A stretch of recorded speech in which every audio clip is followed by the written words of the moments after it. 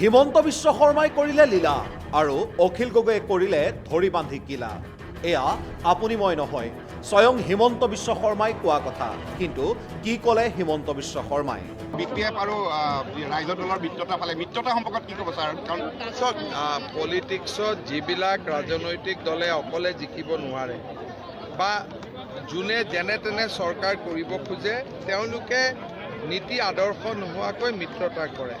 কিন্তু অসমৰ লোক ৰাজনৈতিকভাৱে ইমানেই পৰিপক্ক যে সুস্থ সিদ্ধান্ত ল'ব অসমবাসী ৰাইজে জানে আৰু সুস্থ সিদ্ধান্তই অসমবাসী ৰাইজে ল'ব। হয়, ভোটৰ মুখত ৰাম নাম, হিমন্তৰ মুখত আদৰ্শৰ গান। হিমন্ত বিশ্ব শৰ্মাৰ ভাষ্য, অকলে জিকিব নোৱাৰিলে ৰাজনৈতিক দলে নীতি আদৰ্শ নোহোৱাকৈ মিত্ৰতা কৰে, কিন্তু পৰিপক্ক ৰাইজে সুস্থ সিদ্ধান্তৰে ভোট দিয়ে। প্ৰশ্ন হয়, হিমন্ত বিশ্ব শৰ্মাই নিজেই জিকিবলৈ কি কৰে, অথবা বিজেপিয়ে চৰকাৰ গঠন কৰিবলৈ আদৰ্শ ত্যাগ কৰি মিত্ৰতা কৰে নে নকৰে?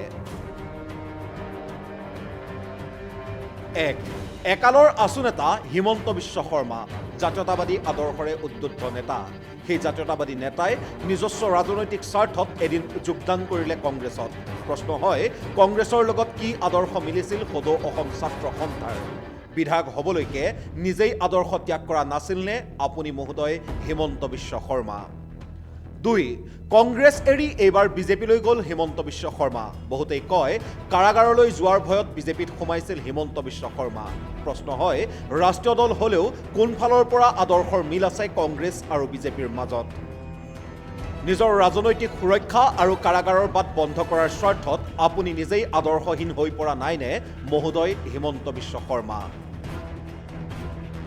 গুজৰাটৰ পানীৰ পাইপেৰে মুছলমানৰ তেজ বয় বুলি কৈ এতিয়া গুজৰাট আৰু নৰেন্দ্ৰ মোদীক লৈ গদগদ হোৱা, এদিন মাদ্ৰাছাক পৰি প্ৰশংসা কৰি আজি মাদ্ৰাছা বন্ধ কৰি দিয়াজনৰ আদৰ্শ কি মাননীয় মন্ত্ৰী হিমন্ত বিশ্ব শৰ্মা ডাঙৰীয়া? 3. প্ৰতিবাৰেই আদৰ্শক জলাঞ্জলি দি আছুৰ পৰা কংগ্ৰেছ, কংগ্ৰেছৰ পৰা বিজেপিলৈ অহা হিমন্ত বিশ্ব শৰ্মাৰ মুখত আজি আদৰ্শৰ গান। হিমন্ত বিশ্ব শৰ্মাৰ ভাষ্য, অকলে চৰকাৰ গঠন কৰিব নোৱাৰো বুলি বহুতেই যেনে তেনে চৰকাৰ গঠন কৰিবলৈ নীতি আদৰ্শ নোহোৱাকৈ মিত্ৰতা কৰে। পিছে বিজেপিয়ে কিয় মিত্ৰতা কৰে? অকলেই চৰকাৰ গঠন কৰিব পাৰিম বুলি জানিও বিজেপিয়ে আনৰ সৈতে মিত্ৰতা কৰে নেকি? বিজেপিৰ নেতৃত্বত দেশত এতিয়া NDA মিত্ৰজোঁটৰ চৰকাৰ। NDAত আছে 20তকৈ অধিক আঞ্চলিক ৰাজনৈতিক দল। এই আটাইকেইটা ৰাজনৈতিক দলৰ আদৰ্শ একেই নেকি? যদি নহয়, হিমন্ত বিশ্ব শৰ্মাই আনৰ প্ৰতি অনা অভিযোগৰ দৰে নিৰ্বাচনত জিকিবলৈ নীতি আদৰ্শ নোহোৱাকৈয়ে মিত্ৰতা কৰে নেকি বিজেপিয়ে? 2016 চনৰ অসম বিধানসভা নিৰ্বাচনৰ সময়ত বিজেপিৰ লগত আছিল আন 2 আঞ্চলিক মিত্ৰ দল, অগপ আৰু BPF। অগপ BPF দুটা পৃথক আঞ্চলিক দল। এই 2 দলৰ লগত কোনোপধ্যেই আদৰ্শৰ মিল ঘটিব নোৱাৰে ৰাষ্ট্ৰীয়তাবাদী দল বিজেপিৰ। তেন্তে আদৰ্শৰ মিল নথকা এই 2 দলৰ লগত কিয় মিত্ৰতা কৰিছিল বিজেপিয়ে? কিয় BPFৰ পিছতে নতুনকৈ মিত্ৰতা স্থাপন কৰিছে আন এটা আঞ্চলিক দল UPPLৰ লগত? বিজেপিয়েও নীতি আদৰ্শ নোহোৱাকৈয়ে কেৱল চৰকাৰ গঠন কৰিবলৈকে মিত্ৰতা কৰে নেকি আনসমূহ পৃথক আদৰ্শৰ ৰাজনৈতিক শক্তিৰ লগত? মন্ত্ৰী হিমন্ত বিশ্ব শৰ্মাই কৈছে, যেনে তেনে চৰকাৰ কৰিব খোজে, তেওঁলোকে নীতি আদৰ্শ নোহোৱাকৈ মিত্ৰতা কৰে।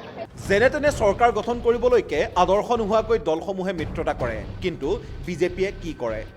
গোৱাত 40খন আসনৰ ভিতৰত মাত্ৰ 13খন আসন পাই বিজেপিয়ে কিয় চৰকাৰ গঠন কৰিলে? মণিপুৰতো সংখ্যাগৰিষ্ঠতা নোপোৱাকৈ কাৰ লগত মিত্ৰতা কৰি চৰকাৰ বনালে বিজেপিয়ে? মেঘালয়ত মাত্ৰ 2খন আসন পালে বিজেপিয়ে। তাৰ পিছতো বিজেপিয়ে চৰকাৰ গঠন কৰিলে NPPৰ লগত। NPPৰ লগত আদৰ্শৰ কি মিল আছে বিজেপিৰ? নাগালেণ্ডত মাত্ৰ 12খন আসন পায়ো NDPPৰ সহযোগত চৰকাৰ গঠন হ'ল বিজেপিৰ। NDPPৰ লগত কি আদৰ্শৰ মিল আছে বিজেপিৰ? একেই কাহিনী মিজোৰামতো।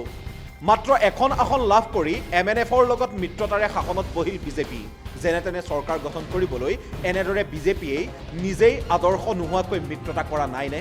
বিজেপিৰ মিত্ৰতাৰ ৰাজনীতিত এতিয়া তুমুল খহনীয়া।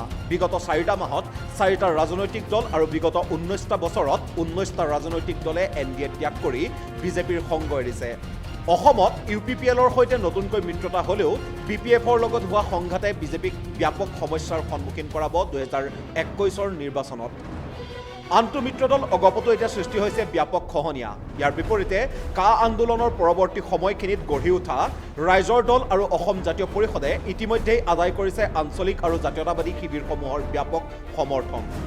একেখিনি সময়তে BPFৰ দৰে শক্তিসমূহে মিত্ৰতাৰ ইংগিত দিছে নতুন আঞ্চলিক ৰাজনৈতিক দলসমূহৰ লগত, যিয়ে এক ভয়াৱহ বিপদৰ দিশে ঠেলি দিছে অসম বিজেপিক। সেইবাবেই ৰাইজৰ দল, অসম জাতীয় পৰিষদ আৰু BPFৰ মিত্ৰতাক এতিয়া আদৰ্শহীন মিত্ৰতা বুলি আখ্যা প্ৰদান কৰাৰ বাদে বিকল্প নোহোৱা হৈছে হিমন্ত বিশ্ব শৰ্মাৰ দৰে আদৰ্শৱান নেতাৰো। কিন্তু মন্ত্ৰী হিমন্ত বিশ্ব শৰ্মায়ো বুজি পোৱা উচিত যে আদৰ্শ শব্দটোৰো শোভা য'তে ত'তে নাপায়। BPFৰ লগত নিজে মিত্ৰতা কৰিলে লীলা আৰু অখিল গগৈক কৰিলে ধৰি বান্ধি কিলা, এয়াও মুঠেই অশোভনীয় কথা।